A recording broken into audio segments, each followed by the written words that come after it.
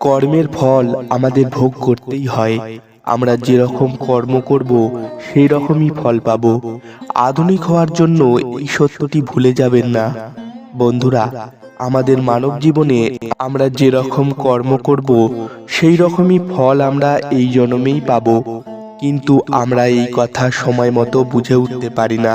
যতক্ষণ আমাদের এই সত্যের বোধ হয় যে আমরা যে কর্ম করি তার ফল কি হবে, ততক্ষণ সময় অনেকটা চলে যায়। আসুন আমরা জানব এই কর্ম কত প্রকারের হয়। ভিডিও শুরু করার আগে আপনি যদি আমাদের চ্যানেলে নতুন হন তাহলে অবশ্যই চ্যানেলটি সাবস্ক্রাইব, লাইক ও কমেন্ট করবেন।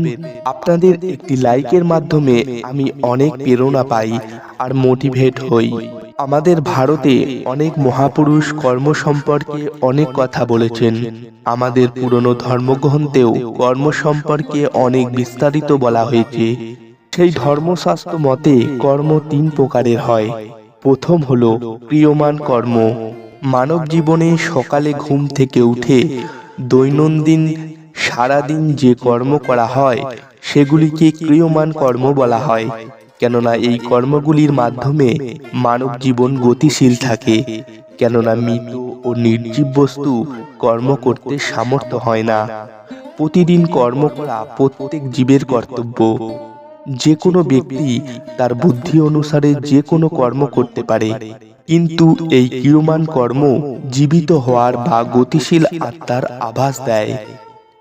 এই প্রকার ক্রিয়মান কর্মের ফল সাথে সাথেই আমরা পেয়ে থাকি। যদি আপনি খাবার খান তো আপনার খিদে সঙ্গে সঙ্গে মিটে যাবে। যদি আপনি স্নান করেন তো আপনার দেহ স্বচ্ছ হয়ে যাবে এবং আপনি স্বচ্ছতা অনুভব করবেন। এই কর্ম করার জন্য আপনাকে কোনো অতিরিক্ত শক্তি প্রয়োগ করতে হয় না। যেমন দিনভর পরিশ্রমের পর আপনি আপনা ঘুমিয়ে পড়েন, আপনার দুর্বলতা কেটে গেলে আপনার নিজে থেকেই ঘুম ভেঙে যাবে। আর যদি আপনি আলস্যতাকে ধারণ করেন তাহলে আপনার জীবনের গতি থেমে যাবে, আপনাকে এর পরিণামও ভুগতে হবে। এই প্রকার কর্মগুলোকে ক্রিয়মান কর্ম বলা হয়। দ্বিতীয় কর্ম হলো সঞ্চিত কর্ম।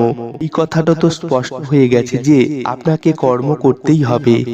এমন কিছু কর্ম আছে যেগুলি আমরা তো করি, কিন্তু আমাদের জানা থাকে না যে এই কর্মের পরিণাম কি হবে। এইভাবে আমরা এমন অনেক কর্ম করি যেগুলি আমাদের দৃষ্টিতে সঠিক মনে হয়, কিন্তু প্রকৃতি, সমাজ ও অন্য প্রাণীদের দৃষ্টিতে সেই কর্মগুলি সঠিক নয়।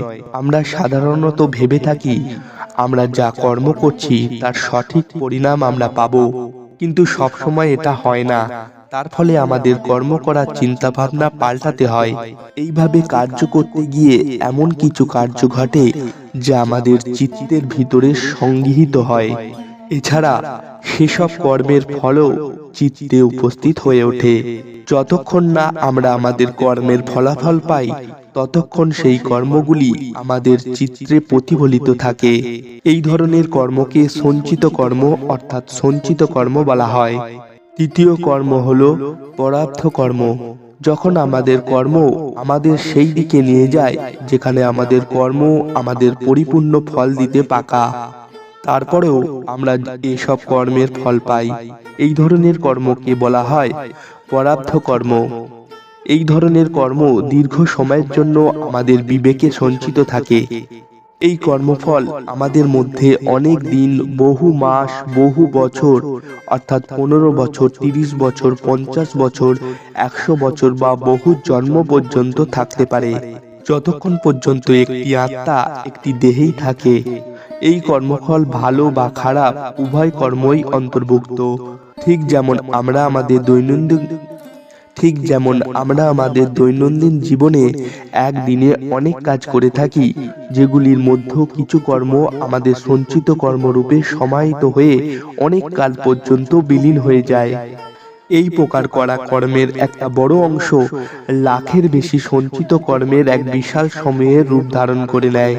প্রারব্ধ হলো অতীত সঞ্চিত কর্মের সংগ্রহ, যা বর্তমান দেহের মাধ্যমে অনুভব করার জন্য নির্বাচিত হয়। এখন বর্তমানে যে কর্ম করা হচ্ছে তার নাম ক্রিয়মান কর্ম। বর্তমানের আগে এই জন্মেই যা কিছু কাজ করা হয়েছে অথবা আগের অনেক মনুষ্য জন্মে করা কাজ যা সংগৃহীত হয়ে আছে তাকে সঞ্চিত কর্ম বলে। আবার ওই সঞ্চিত কর্মের মধ্যে যে কর্ম ফলদানের জন্য প্রস্তুত অর্থাৎ খোলা হয়ে আছে তাকে পরার্থ কর্ম বলে। প্রত্যেক কর্ম আবার দুই প্রকার, শুভ কর্ম ও অশুভ কর্ম। এই শুভ ও অশুভ কর্মের ভিত্তিতে পাপ ও পুণ্য নির্ধারিত হয়ে থাকে। পাপ ও পুণ্যের ফলে মানুষ ভিন্ন ভিন্ন ফল ভোগ করে থাকে। ভগবান শ্রীকৃষ্ণ শ্রীমদ্ ভগবদ গীতায় বলেছেন, কর্মেণ্য ব্যাধিকারস্তে মা ফলেষু কদাচন মা কর্মফলে হেতুর্ভর্মাতে সঙ্গহস্ত কর্মাণি। অর্থাৎ মানুষের অধিকার শুধু কর্মে, কর্মফলে নয়। কর্মফলের আকাঙ্ক্ষা নিয়ে কর্ম করা যেমন মানুষের কর্তব্য নয়, তেমনি কর্ম থেকে বিরত থাকাও মানুষের কর্তব্য নয়। বন্ধুরা, ভিডিওটি কেমন লেগেছে অবশ্যই কমেন্টে জানাবেন। আপনাদের কোনো মতামত থাকলে অবশ্যই কমেন্টে জানাবেন এবং ভিডিওতে একটি লাইক করে আমার প্রেরণাকে বাড়াবেন। ধন্যবাদ।